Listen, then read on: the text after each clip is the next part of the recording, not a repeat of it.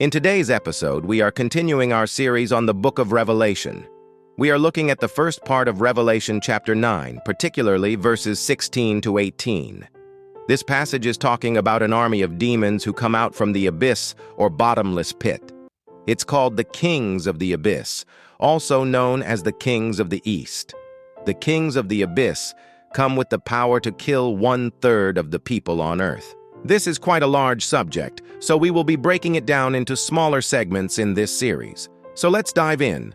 Revelation 9, 16 to 18, 16. And the number of the army of the horsemen were 200,000, and I heard the number of them. 17.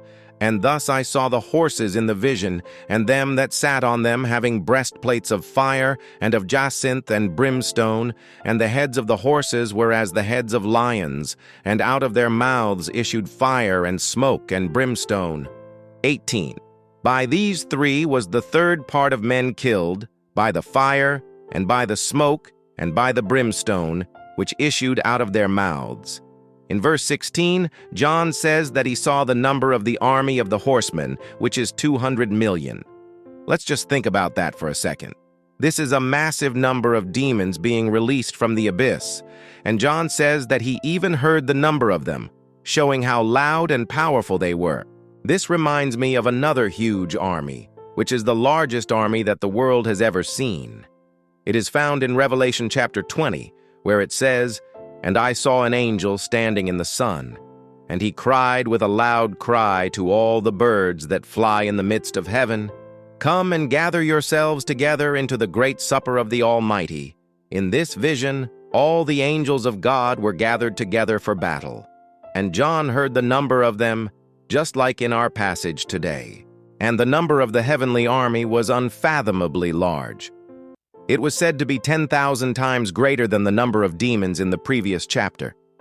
So both of these armies were unimaginably huge, but one belonged to Satan and the other belonged to God. In our passage today, we only have the numbers of the demonic army given to us, but later in Revelation, we will see the number of the angelic army as well.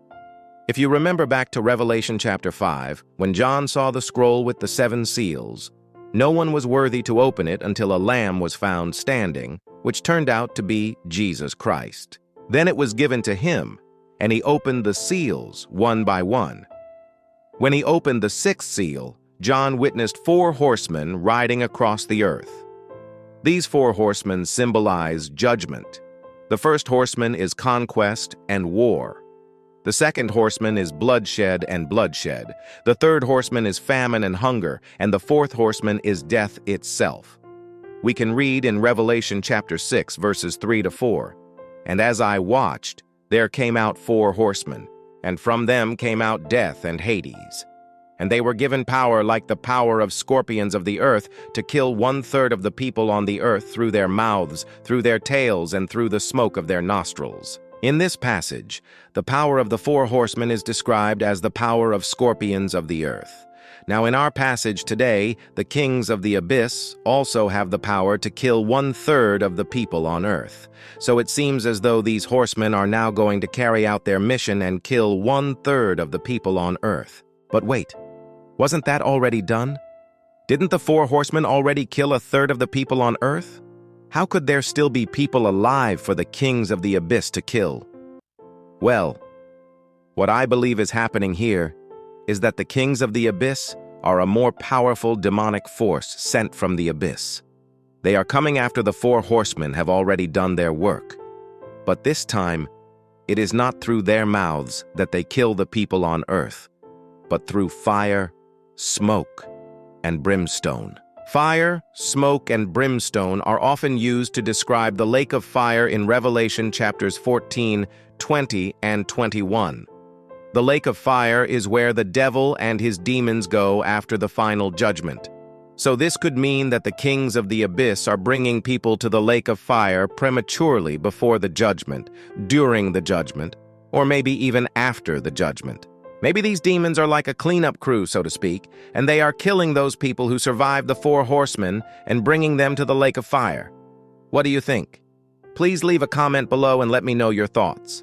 Now, in verses 17 and 18, John describes what he saw in a vision. He saw horses with riders dressed in shining armor. Their breastplates were made of fire, jacinth, and brimstone. Jacinth is a precious gemstone, but here it is, used to describe the shine of the armor of these horsemen. So it would seem that these horsemen were dressed in very fancy, expensive, and attractive armor. Their heads were like the heads of lions, and their mouths breathed fire, smoke, and brimstone. You may have noticed that John is repeating himself here by using fire, smoke, and brimstone again.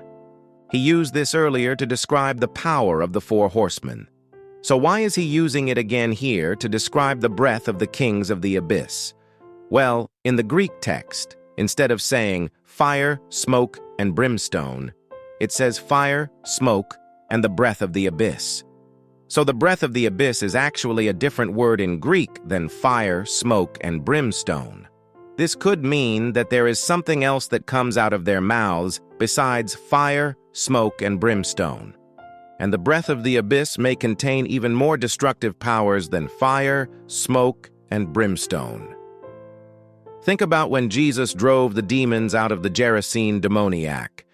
And when the demons went out, they asked permission to go to a herd of pigs, and they were granted permission.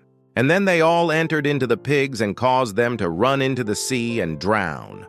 Or think of how the Israelites in the Old Testament were complaining about not having water to drink in the wilderness. And God turned some of their complaining into biting and stinging insects, causing even more harm to the people. Could it be that the breath of the abyss contains powers similar to these? Maybe the breath of the abyss causes plagues and diseases which kill people? Or maybe it is a tormenting spirit that torments people until they die. What do you think? Please let me know your thoughts in the comments below. What I want to point out next is that it says that the third part of men were killed by these three things. So John lists the fire, smoke, and brimstone, along with the breath of the abyss, as the three things that killed the people. However, in verse 18, it says that the people were killed by fire, smoke, and brimstone, which came out of their mouths. So what exactly is the difference between these two? Well, to me, this shows that the fire, smoke, and brimstone that came out of their mouths were simply part of the breath of the abyss. So the breath of the abyss contained all of these powers and much more. And the people were killed by the breath of the abyss, as well as by the fire, smoke, and brimstone that came out of their mouths. We know from prior chapters that the judgments of God come upon the earth in waves, and this passage seems to show another wave of judgment coming upon the earth, killing another group of people. So what does this mean for us? Well, it means that we should be ready at all times for the Lord's return. We must be ready because we do not know when it will happen. We don't know if it will happen tomorrow or in a year from now. But we do know that we must be ready at all times. In Matthew 24, when Jesus was talking about his second coming, he gave us a parable about 10 virgins who were waiting for the bridegroom, and 5 of them were foolish, and 5 were wise. The foolish virgins were not ready, and when the bridegroom arrived, they were not allowed to enter in. But the wise virgins were ready, and they were allowed to go in with the bridegroom to the wedding feast. So we must make sure that we are ready at all times for the Lord's return. If we are not ready, we may miss out on eternal life with Him forever. So what are your thoughts on this passage? What do you think the breath of the abyss is? And what do you think it means for us today? Please let me know your thoughts in the comments below. And please remember to share and subscribe. Thanks for watching.